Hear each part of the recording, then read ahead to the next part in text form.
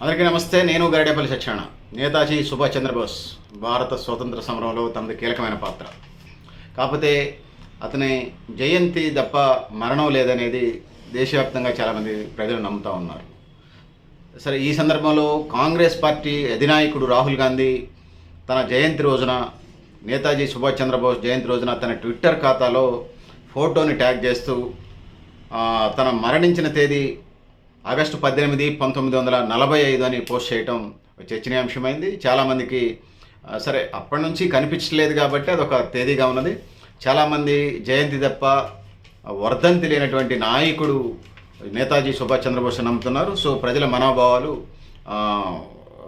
గౌరవిస్తూనే so దాన్ని అందరితోని వదిలేద్దాం. సో భవిష్యత్ ఎజెండా, ఆయన ఆశయాలు ఏదైతే ఉన్నాయో దేశం సర్వతోముఖాభివృద్ధి కోసం పాటుపడాలని చెప్పి ఆ వైపుగా మీరు నేను మనందరం ముందుకు అడుగులు వేయాలని చెప్పేసి మనం చేస్తూ, నేను గరిడేపల్లి సత్యనారాయణ, న్యూ లక్ష్య ఆర్గనైజేషన్.